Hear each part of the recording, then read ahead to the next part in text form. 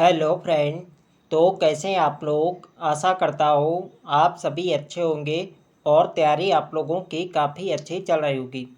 तो देखो हमारी उत्तराखंड जीके सीरीज चल रही थी, तो आज की क्लास में भी आपको उत्तराखंड जीके के अति महत्वपूर्ण प्रश्न यहाँ पे देखने को मिलेंगे, जो आपकी आने वाली सभी भर्ती परीक्षाओं के लिए काफ़ी महत्वपूर्ण रहेगी। तो चलिए आज की क्लास को शुरू करते हैं बिना किसी देरी के। पहला प्रश्न यहाँ पे देखेंगे, ब्राह्मणों के पैर पूजे जाते हैं सिर नहीं, किसके समय कहावत थी। तो यहाँ पे आप लोग ऑप्शन देख सकते हैं, बताना कि ब्राह्मणों के पैर पूजे जाते हैं सिर नहीं, यह कहावत किसके समय थी। चंदों के समय थी, गोरखाओं के समय थी या अंग्रेजों के समय थी। तो इसका जो सही आंसर है ये ऑप्शन भी गोरखाओं। गोरखाओं के समय कहावत थी कि ब्राह्मणों के पैर पूजे जाते हैं सिर नहीं, इसलिए जो बोझा है ये सिर पर रखो। तो ये जो कहावत कही थी ये कही थी जो गोरखा सूबेदार थे अमर सिंह। तो ये भी प्रश्न पूछा जाता है कि किस सूबेदार का यह कथन था कि ब्राह्मणों के पैर पूजे जाते हैं सिर नहीं। तो ये कथन था गोरखा सूबेदार अमर सिंह का। यह आपको ध्यान रखना है, इंपॉर्टेंट रहेगा परीक्षा की दृष्टि से। अगला प्रश्न यहाँ पे देखेंगे, 1818 से 1811 ईस्वी तक गढ़वाल का सर्वेक्षण किसने किया। तो 1808 से 1811 ईस्वी तक गढ़वाल का सर्वेक्षण जो किया था ये क्या था, रैपर ने। ऑप्शन बी इसके यहाँ पे सही आंसर है। अगला प्रश्न यहाँ पे देखेंगे, गोरखाओं द्वारा ब्राह्मणों पर कुशई नामक कर कितने रुपए का होता था। तो ब्राह्मणों पर कुशई नामक कर किसने लगाया था, तो ये लगाया था गोरखाओं ने। और किस गोरखा सूबेदार ने लगाया था, तो ये लगाया था बमसा। जो गोरखे सूबेदार थे बमसा के द्वारा ही यहाँ पे ब्राह्मण पर कुशई नामक कर लगाया गया था। और ये कितने रुपए होता था, तो ये होता था 5 रुपये प्रति मुआवजा। ये आपको ध्यान रखना है, इंपॉर्टेंट रहेगा परीक्षा की दृष्टि से। अगला प्रश्न यहाँ पे देखेंगे, सेवा के बदले में दी जाने वाली भूमि को गोरखा शासन में क्या कहा जाता था। तो सेवा के बदले में दी जाने वाली भूमि को गोरखा शासन में क्या कहा जाता था, ये कहा जाता था मनोचौल भूमि। ऑप्शन सी यहाँ पे सही आंसर है। गूंठ भूमि किसे कहा जाता था, तो गूंठ भूमि कहा जाता था जो मंदिरों में दान दी जाती थी उसे गूंठ भूमि कहा जाता है, ये भी आपको ध्यान रखना है।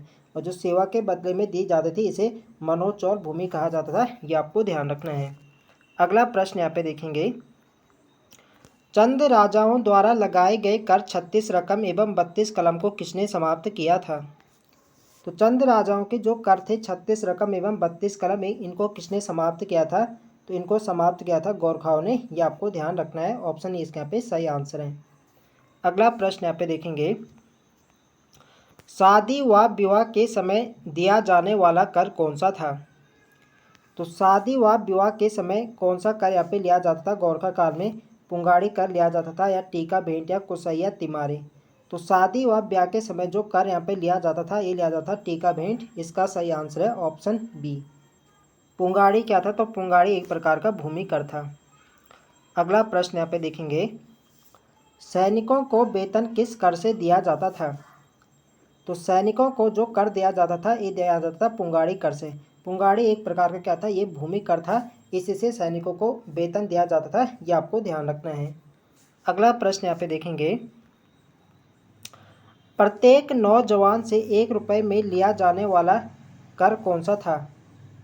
तो प्रत्येक नौजवान से 1 रुपये में लिया जाने वाला जो कर था ये था मांगा कर। ऑप्शन सी इसके यहाँ पे सही आंसर है। अगला प्रश्न यहाँ पे देखेंगे, निम्न में से पुंगाड़ी कौन सा कर था। तो पुंगाड़ी एक प्रकार का क्या था, ये भूमि कर था।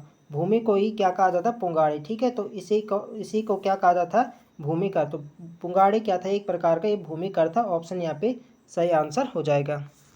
अगला प्रश्न यहाँ पे देखेंगे, गोरखा शासन में गांव छोड़कर गए लोगों से कौन सा कर लिया जाता था।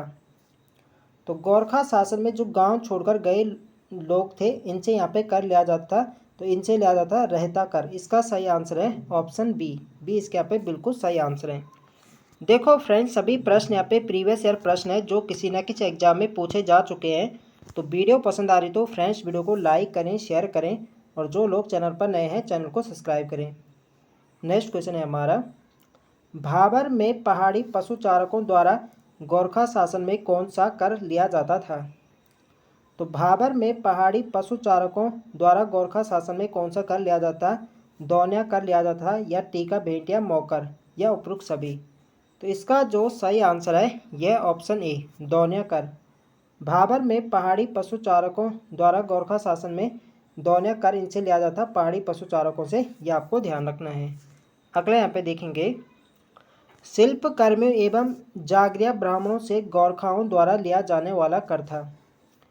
तो शिल्प कर्मियों एवं जागरिया ब्राह्मणों से गोरखाओं द्वारा कौन सा कर लिया जाता था? तो ये लिया जाता था मिझारी कर। इसका सही आंसर है ऑप्शन बी इसके यहाँ पे सही आंसर है। अगला यहाँ पे देखेंगे दिए गए कूट को सुमेलित कीजिए।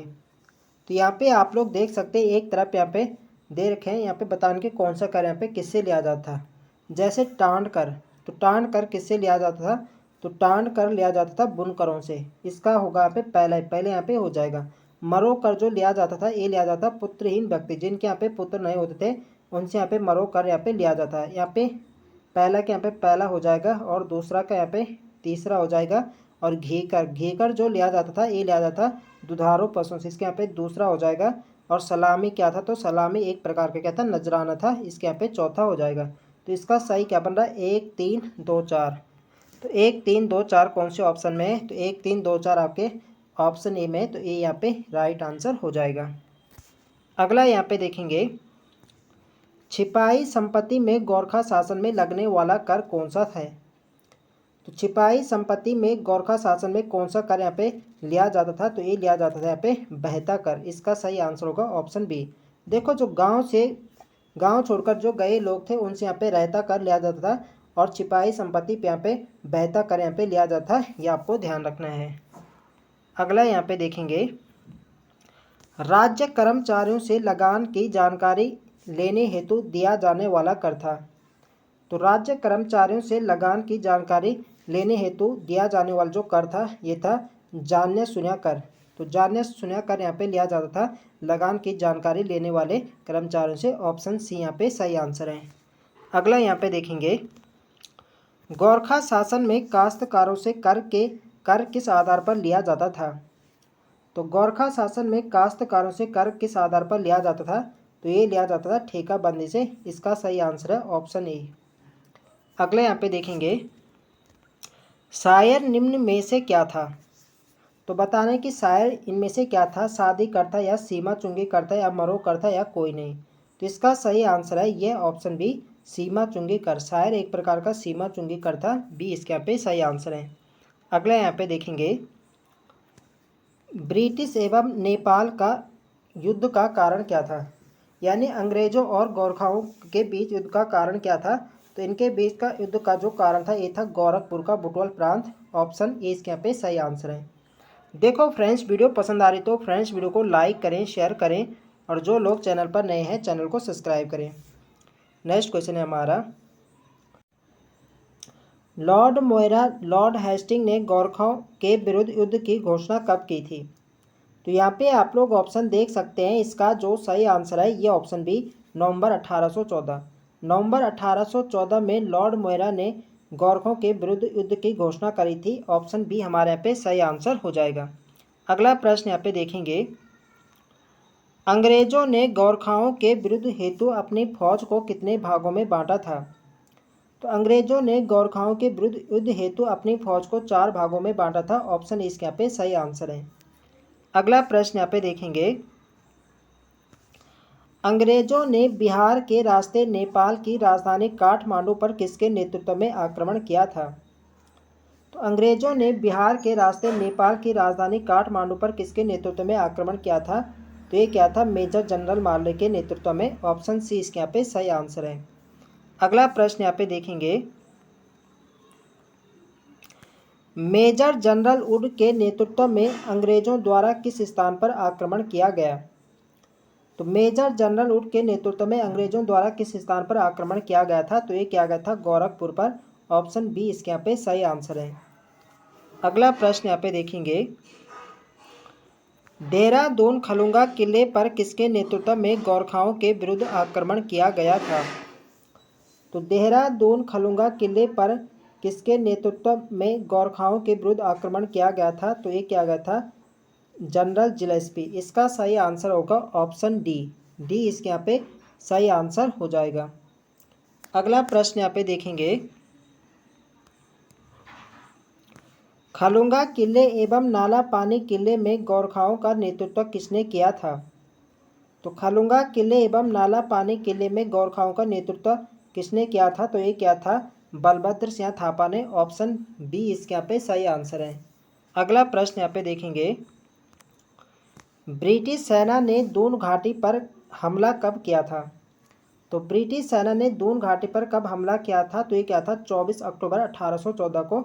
ऑप्शन ए इसके यहाँ पे सही आंसर है। अगला प्रश्न यहाँ पे देखेंगे, नाला पानी दुर्ग में जनरल जिलेस्पी कब मारा गया था? तो नाला पानी दुर्ग में जनरल जिलेस्पी मारा गया था और ये मारा गया था 1 दिसंबर 1814 को। सॉरी, इसका सही आंसर होगा ऑप्शन डी। बी यहाँ पे ऊपर नीचे यहाँ पे ऑप्शन हो गए। तो 31 अक्टूबर 1814 को यहाँ पे जनरल जिलेस्पी यहाँ पे मारा गया था। तो इसके यहाँ पे बी इसको यहाँ पे मान लो, ये यहाँ पे सही आंसर होगा। 31 अक्टूबर 1814 को जनरल जिलेस्पी मारा गया था, यह आपको ध्यान रखना है। अगला प्रश्न यहाँ पे देखेंगे,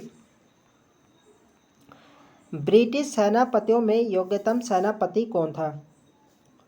तो ब्रिटिश सेनापतियों में योग्यतम सेनापति कौन था? तो इसका जो सही आंसर है यह option C, general Ochterlony. General Ochterlony British सेनापतियों में योग्यतम सेनापति था, यह आपको ध्यान रखना है। ऑप्शन सी इसके यहाँ पे सही आंसर है। अगला प्रश्न यहाँ पे देखेंगे, अंग्रेजों ने अल्मोड़ा पर कब हमला किया था? तो अंग्रेजों ने अल्मोड़ा पर कब हमला किया था? तो ये क्या था? 25 अप्रैल 1815 को। ऑप्शन ए इसके यहाँ पे सही आंसर है। अगला प्रश्न यहाँ पे देखेंगे, निम्न में 15 मई 1815 को मलावगढ़ की संधि किसके बीच हुई थी? तो मलावगढ़ की संधि किसके बीच हुई थी? तो ये हुई थी अमर थापा और ऑक्टरलोनी के बीच में होती है। इसका सही आंसर है ऑप्शन बी। बी इसके यहाँ पे बिल्कुल सही आंसर है। अगला प्रश्न यहाँ पे देखेंगे, संयुक्त प्रांत आगरा एवं अवध का नवाब संयुक्त प्रांत आगरा एवं अवध कब बना था? तो संयुक्त प्रांत आगरा एवं अवध कब बना था? तो इसका जो सही आंसर है यह ऑप्शन ए, 1902। ऑप्शन ए इसके यहाँ पे सही आंसर है। अगला प्रश्न यहाँ पे देखेंगे, नेपाल सरकार ने संगोली की संधि कब स्वीकार की थी? तो नेपाल सरकार ने जो संगोली की संधि फाइनली यहाँ पे स्वीकार करी थी, ये करी थी 4 मार्च 1816। 4 मार्च 1816 को इन्होंने स्वीकार करी थी। होती कब है? तो 1815 में होती संगोली की संधि, और इन्होंने स्वीकार करी थी नेपाल सरकार ने, ये करी थी 4 मार्च 1816। यदि पूछा जाए कि संगोली की संधि कब हुई थी, तो ये हुई थी 1815 में। वो स्वीकार कब करी थी? तो ये करी थी 4 मार्च 1816। अगला प्रश्न यहाँ पे देखेंगे, मौला राम ने किसे दानवीर कर्ण की उपमा से विभूषित किया था? तो मौला राम ने किसे दानवीर कर्ण की उपमा से विभूषित किया था? तो ये क्या था? रणजोर सिंह थापा को। ऑप्शन बी इसके यहाँ पे सही आंसर है। अगला प्रश्न यहाँ पे देखेंगे, नेपाल सरकार का सर्वोत्तम अलंकार काजी से किसे सम्मानित किया गया था? तो इसका जो सही आंसर है यह ऑप्शन ए, अमर सिंह थापा। अमर सिंह थापा को नेपाल सरकार का सर्वोत्तम अलंकार काजी से सम्मानित किया गया था। ऑप्शन ए इसके यहाँ पे सही आंसर है। अगला प्रश्न यहाँ पे देखेंगे, किसके समय हरिद्वार दासों के बिक्री का केंद्र था? तो इसका जो सही आंसर है यह ऑप्शन बी, हस्तिदल चौतरिया। हस्तिदल चौतरिया के समय हरिद्वार दासों के बिक्री का केंद्र था। बी यहाँ पे सही आंसर है। अगला प्रश्न यहाँ पे देखेंगे, गोरखा सैनिकों द्वारा कर वसूलने का नियम क्या कहलाता था? तो गोरखा सैनिकों द्वारा कर वसूलने का नियम क्या कहलाता था? तो ये कहलाता था बलि। इसका सही आंसर होगा ऑप्शन सी। सी यहाँ पे राइट आंसर है। अगला प्रश्न यहाँ पे देखेंगे, कुमाऊं में पहला भूमि बंदोबस्त निम्न में किनके द्वारा कराया गया था? तो देखो, कुमाऊं में पहला गोरखा सूबेदार किसे बनाया जाता है? तो ये बनाया जाता है सुब्बा जोगमाल शाह को, और इसी के द्वारा कुमाऊं में पहला भूमि बंदोबस्त कराया गया था। तो इसका सही आंसर जाएगा ऑप्शन ए के साथ। अगला प्रश्न यहाँ पे देखेंगे, रण बहादुर चंद्रिका की रचना के लिए नेपाल सरकार ने किन्हें जागीरें दी। तो रण बहादुर चंद्रिका किसकी रचना है, तो यह है मौलाराम की, और इसी को ही मौलाराम तोमर को ही नेपाल सरकार ने जागीरें दी थी रण बहादुर चंद्रिका के लिए। तो इसका सही आंसर होगा ऑप्शन बी, मौलाराम तोमर। अगला प्रश्न यहाँ पे देखेंगे, रण बहादुर चंद्रिका की रचना किसने करी थी, तो ये करी थी मौलाराम ने। ऑप्शन बी इसके यहाँ पे सही आंसर है। अगला प्रश्न यहाँ पे देखेंगे, तो आज के लिए यहाँ पे इतने प्रश्न हैं। तो आई होप आप सभी को वीडियो पसंद आए तो फ्रेंड्स वीडियो को लाइक करें, अपने दोस्तों के साथ शेयर करें, और चैनल पर नए हैं तो चैनल को सब्सक्राइब करें। मिलते हैं नेक्स्ट वीडियो में, तब तक के लिए जय हिंद दोस्तों।